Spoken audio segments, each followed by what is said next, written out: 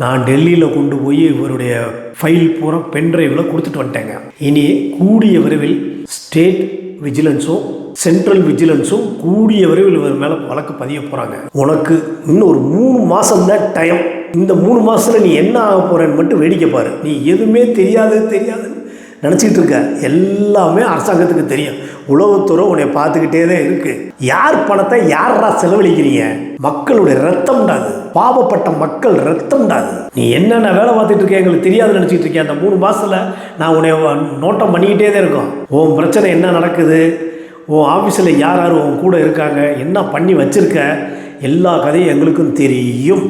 Scam TV நேயர்களுக்கு வணக்கம். நான் மக்கள் பிம்பம் பத்திரிகை ஆசிரியர் முருகேஷ் பேசுகிறேன். நான் வீடியோ போட்டு 3 மாதங்கள் ஆகிறது. ஏன்னா மக்கள் இன்னமும் நம்பிக்கிட்டு இருக்காங்க. சாமிநாத ஐயர் நாளைக்கு வந்துடும், புதன்கிழமை ஆகட்டும், வெள்ளிக்கிழமை ஆகட்டும், புதன்கிழமை மக்கள் புரிஞ்சுக்கிறவனுக்காக தான் இத்தனை நாள் நான் வெயிட் பண்ணிக்கிட்டு இருந்தேன். இன்னமும் இத்தனை வருஷம் ஆச்சு. 2007 சாமிநாத ஐயர் இதே தான் சொல்லிக்கிட்டு இருக்காரு. யாருக்காவது இந்த 3-4 மாதத்தில் பணம் கொடுத்துருக்காரா? பழனி அம்மாளுங்கிறது அவர் மனைவி மாதிரி அவர் சேர்த்துக்கிட்டது. அதெல்லாம் கணக்கு சேர்க்காதீங்க. வெளியாட்களுக்கு 3வது நபருக்கு பணம் கொடுத்துருக்காங்களா அதை பாருங்கள். காருங்கிறாரு, கிஃப்ட்டுங்கிறாரு, என்னென்னமோ சொல்லி உருட்டுறாரு. இன்னமும் நம்பிக்கிட்டு பணம் போட்டுக்கிட்டே இருக்கீங்க. அவர் ஏதோ ஒரு ஹோட்டலில் பவுன்சரோட 20 பவுன்சர் எதுக்குங்க? தெரியாமல் கேட்குறேன், நீங்களே சொல்லுங்கள். அந்த பவுன்சருக்கு செலவு ஒரு நாளைக்கு எவ்வளோன்னு கணக்கு பண்ணி பாருங்கள். எல்லாம் நம்மளுடைய மக்களுடைய பணம் எடுத்து ஆடம்பரமாக செலவழிக்கிறான். எதுக்கு? அவர் காமாட்சி கருணை இல்லத்துக்கு அறக்கட்டளைன்னு வச்சுருக்காருங்கிறாரு. அதில் மீட்டிங் போடுறேங்கிறாரு. அந்த மீட்டிங் எதுக்கு இவ்வளோ பவுன்சர் எதுக்குங்க? கட்சி தலைவரே பவுன்சர், இவ்வளோ பவுன்சர் கிடையாதுங்க. மாண்புமிகு தமிழக முதல்வருக்கே இவ்வளோ பெரிய ஒரு பவுன்சர் கிடையாது. 20 பவுன்சருங்க. நீங்களே பாருங்கள். அந்த பணம்லாம் நம்மளுடைய பணம்ங்க. சரி, ராகுல் காந்தி ஐயாவுக்காவது இவ்வளோ பேர் இருக்காங்களா? அதுவும் கிடையாதுங்க. பாரத பிரதமருக்காவது இருக்காங்களா? ஐயா அமித்ஷாவுக்கு இருக்காங்களா? யாருக்குமே கிடையாதுங்க. இவர் யார்? கட்சி தலைவரா? இல்லை ஒரு பெரிய ஜாம்பாவானா? அதுவும் கிடையாது. மக்கள்கிட்ட கொள்ளையடித்த பணத்தை பதுக்கி வச்சுக்கிட்டு செலவழிச்சிட்டு உட்காந்துருக்கான். அவனை காப்பாற்றிக்கிறதுக்காக பவுன்சரை வச்சுருக்காங்க. பவுன்சரை வச்சா உன்னை இது பண்ண மாட்டாங்களா? உன்னை கேள்வி கேட்க மாட்டாங்களா? சாமிநாத ஒவ்வொரு நாளும் நீ தவறு மேலே தவறு பண்ணிக்கிட்டே தான் இருக்க. பழனி அம்மாள் எங்கே போச்சுன்னே தெரியலங்க.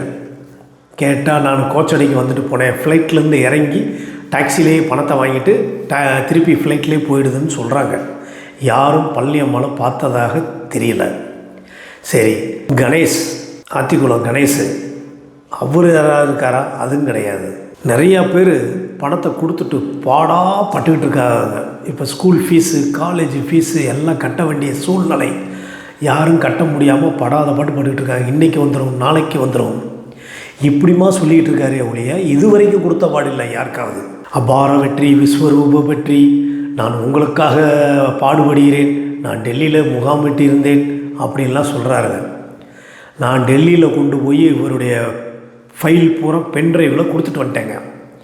இனி கூடிய விரைவில் ஸ்டேட் விஜிலன்ஸும் சென்ட்ரல் விஜிலன்ஸும் கூடிய விரைவில் இவர் மேலே வழக்கு பதிய போகிறாங்க. இவர் மட்டும் இல்லைங்க, இந்த மாதிரி ஏமாற்றிருக்காங்களா மக்கள்கிட்ட 53 பேர் இருக்காங்களா மாஃபியா.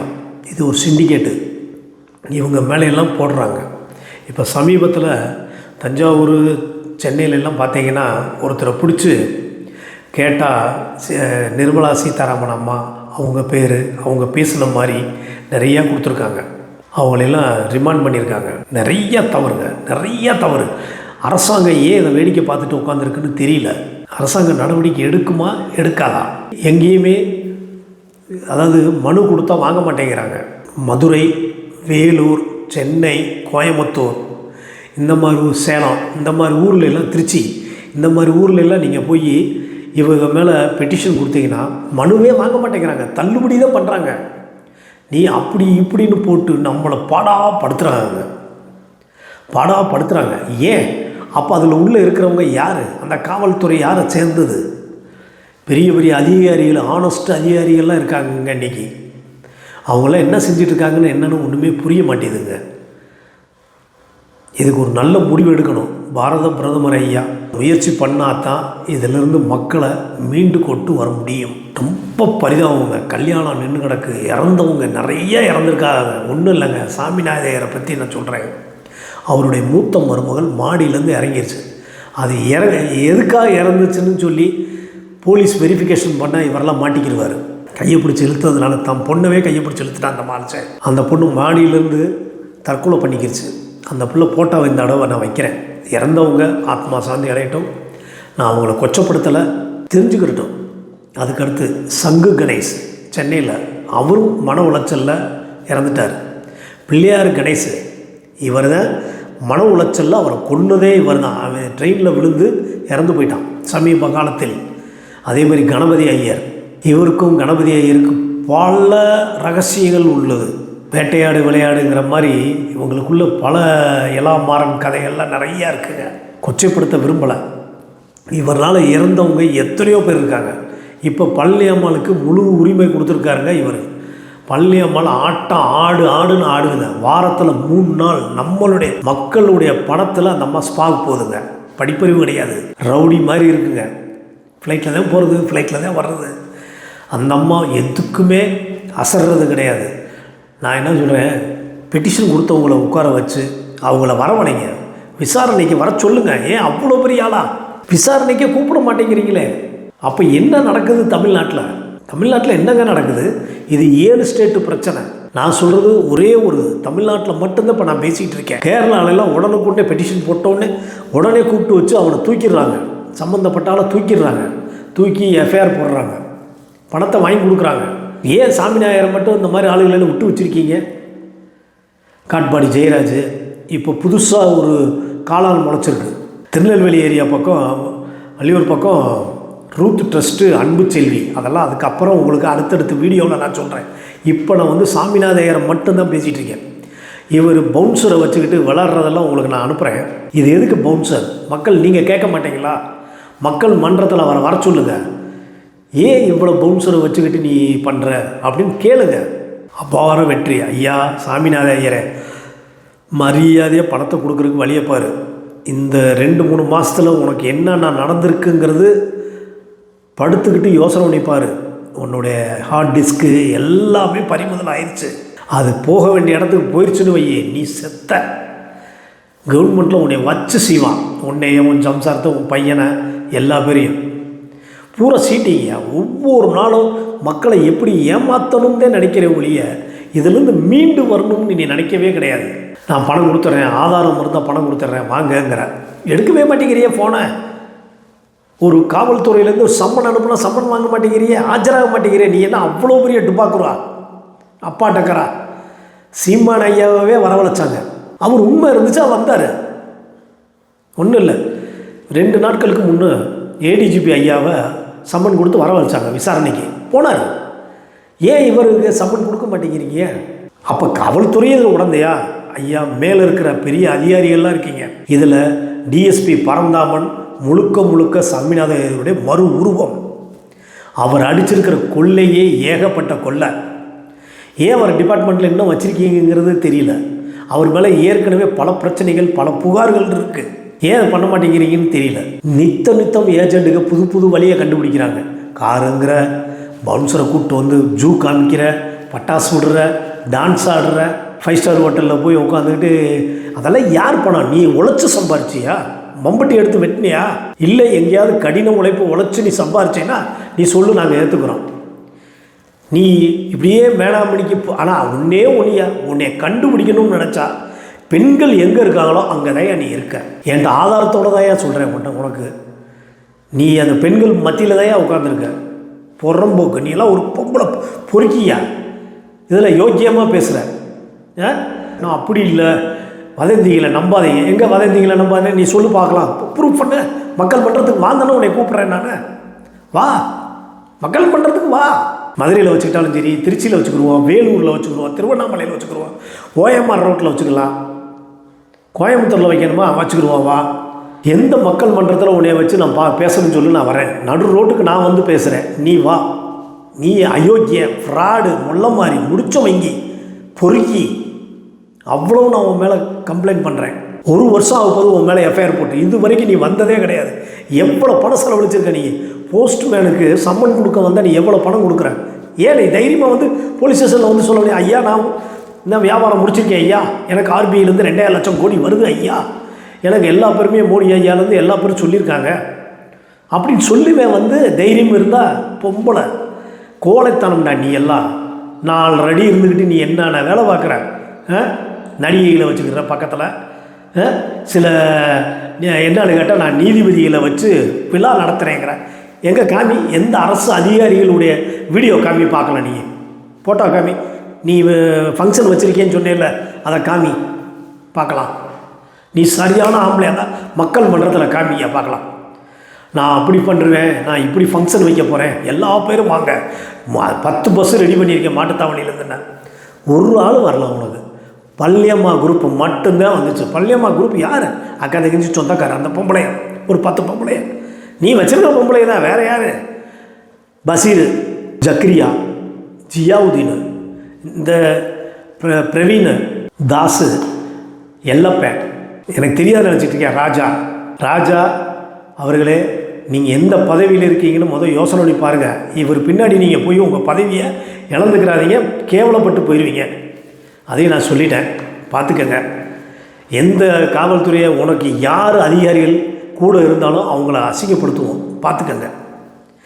இன்னும் அவர் போட்டாலும் நான் வெளியே விடணும்னு நினச்சோம்னா விட்டுருவோம்.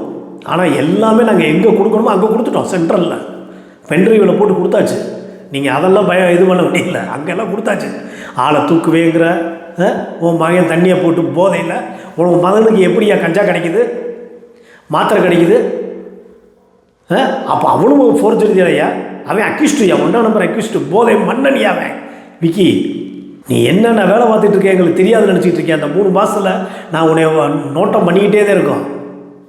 உன் பிரச்சனை என்ன நடக்குது, உன் ஆஃபீஸில் யார் யார் உன் கூட இருக்காங்க, என்ன பண்ணி வச்சுருக்க, எல்லா கதையும் எங்களுக்கும் தெரியும்.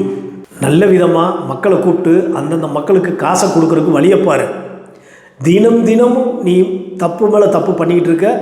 ஏமாத்திர ஒரே ஜோலியில் தான் இருக்க. குடியாத்த குமார் வர்றப்ப 75 லட்ச ரூபா கடனில் வந்தான். இன்றைக்கி அவன் ஆள் எப்படி இருக்கான் பாரியா? அவனை எல்லாம் ஜட்டியோடு உட்கார வச்சு, அவனை லியாத் பாய் உட்கார வச்சு விசாரிச்சா உன்னுடைய அண்ட சாசனம் அத்தனையும் போயிடும், அத்தனையும் தெரிஞ்சிடுமியா. சித்தார்த்து, எங்களுக்கு தெரியாது நினச்சிட்டு இருக்கியா? சித்தார்த்து, நீயும் ஃபோனில் கம்யூனிகேஷன் பண்ணுறது வாட்ஸ்அப் காலில் மட்டும் வச்சுக்கிற, பாய்க்கு ஃபோனெல்லாம் மாற்றிடுற, சிம்மு மாற்றிடுற. கேட்டால் எஸ்கெச்எஸ் ராதா அவங்களுக்கும் பணம் வருதான். ஏயா எங்கேயா காமியா பார்க்கலாம்? எங்கே காமி பார்க்கலாம்? நீ எவ்வளோ ரெக்கார்டு, போலியான ரெக்கார்டு கொடுத்துருக்க தெரியுமா? இது எங்கெங்கே போயிருக்கு தெரியுமா? நீ வெளியே விட்டுருக்க ரெக்கார்டு பூரா, இந்த தஸ்தாவேஜாக்கள் பூரா எங்கே போயிருக்கு தெரியுமா? உன்னை பற்றி அத்தனை எடுத்துருக்கு. கூடிய விரைவில் நீ வருவ. எந்த பவுன்சரும் உன்னை காப்பாற்றுறாங்கன்னு நாங்களும் பார்க்குறோம். போலீஸ் வந்தால் பவுன்சர் வருவாங்களா? இல்லை மக்கள் திரண்டு வந்தாங்க பவுன்சர் வருவாங்களா? யார் பணத்தை யாரா செலவழிக்கிறீங்க? மக்களுடைய ரத்தம்டாது, பாவப்பட்ட மக்கள் ரத்தம்டாது. தற்குறி, நீ வா, என் மேலே கேஸை போடுன்னு தானே சொல்கிறேன். அவமான கேஸை போடு, நீ வா, சரியான ஆம்பளைனா நேருக்கு நேரம் மக்கள்கிட்ட வா, பேசுவோம். மக்களே திருந்துங்கள், தட்டுனாத்தான் கேட்கும், பார்த்துக்கங்க. நீங்கள் பணம் கேட்டாத்தான் கிடைக்கும். இவன் மேலுக்கு மேலும் பணத்தை சம்பாரிச்சுக்கிட்டே இருக்கான், வெளியே யாருக்கும் கொடுக்கறதில்ல. இவன் கூடிய விரைவில் ஓட போகிறான். மதுரையில் இருக்க காம்ப்ளெக்ஸு எல்லாமே எங்ககிட்ட போட்டால் ஆதாரத்தோடு சென்ட்ரல் கவர்மெண்ட்டில் கொடுத்தாச்சு. நீ யாரை வச்சு வேணாலும் வா பார்க்கலாம். புறம்போக்கு பாவம்டா. எத்தனை பேர் நீ கொண்டிருக்க தெரியுமா? எத்தனை பேரை கொண்டிருக்க? உனக்கு அரசியல்வாதிகளுடைய பின்பலம் இருக்குதுன்னு நினைக்கிறேன். அந்த அரசியல்வாதி இன்னும் ஒரு 3 மாதம் 4 மாதத்தில் எங்கே போயிடுவாங்க? எலெக்ஷன் வரப்போகுது. உன்னை அப்போ வச்சு செய்கிற பாரு. எந்த அரசியல்வாதி உனக்கு பின்பலமாக இருக்காங்கன்னு நாங்கள் பார்க்குறோம். நீ யாரை வச்சு செய்கிற எல்லா கதையும் எங்களுக்கு தெரியும். அதையும் நாங்கள் கொடுத்துட்டோம் வேலை. அவங்க தலை ஒதுங்கிட்டா நல்லது, அதிகாரிகளும் அரசியல்வாதிகளும் ஒதுங்கிட்டா நல்லது. தைரியமாக போடுற நீதிபதியெல்லாம் வருவாங்கங்கிற உன் ஃபங்க்ஷனுக்கு. எங்கடா ஃபங்க்ஷன் வச்சதை காமி பார்க்கலாம். எவ்வளோ ஃபோட்டோ போடுற, எங்கே ஃபங்க்ஷன் வச்சதை ஃபோட்டோ காமி. பவுன்சரோடு அப்படி இறங்குற, இப்படி போகிற, காரில் இறக்குற, காரை திறந்து விடுறதுக்கு ஒரு ஆள் 20 பேரை வச்சு இப்படி போகணும், இப்படி வரணும், வர்றவங்கள பூரா கேமரா வச்சுக்க, யாரும் ஃபோன் வைக்கக்கூடாது அப்படின்லாம் நீ சொல்கிற. எங்கே எந்த அதிகாரிகள் வந்தாங்க, எந்த நீதிபதிகள் வந்தாங்கன்னு காமி, அரசு அதிகாரிகள் வந்தாங்கங்கிற காமி. நீ சரியான ஆம்பளையாக தான் காமிடா. ஒரு தாய் தகப்பனுக்கு பிறந்திருந்தேன்னா காமிடா பார்க்கலாம். பாவம் தெரியுமா உனக்கு? இன்னும் ஒரு 3 மாதம்தான் டைம். இந்த 3 மாதத்தில் நீ என்ன ஆக போகிறேன்னு மட்டும் வேடிக்கை பாரு. நீ எதுவுமே தெரியாதுன்னு நினச்சிக்கிட்டு இருக்க. எல்லாமே அரசாங்கத்துக்கு தெரியும். உளவுத்துறை உன்னை பார்த்துக்கிட்டே தான் இருக்குது. நீ நினைக்கிற உளவுத்துறையெல்லாம் நம்மளை நெருங்காது, நான் எல்லாமே கரெக்டாக வச்சுருக்கேன், டேக்ஸ் கட்டியிருக்கேன். காமாட்சி கருணாலயத்துக்கு எஸ்கெச் சாமிநாதருக்கு என்னடா சம்பந்தம்? எஸ்கெச் சாமிநாதருடைய இது அறக்கட்டளையில் வச்சுருக்கேல்ல, எத்தனை அறக்கட்டளை வச்சுருக்க நீ? ரேணுகா மேலே ஒரு அறக்கட்டளையை வச்சுருக்க, எங்களுக்கு தெரியாது நினச்சிட்டு இருக்கியா? பணத்தை கொடுக்குறதுக்கு பாரு.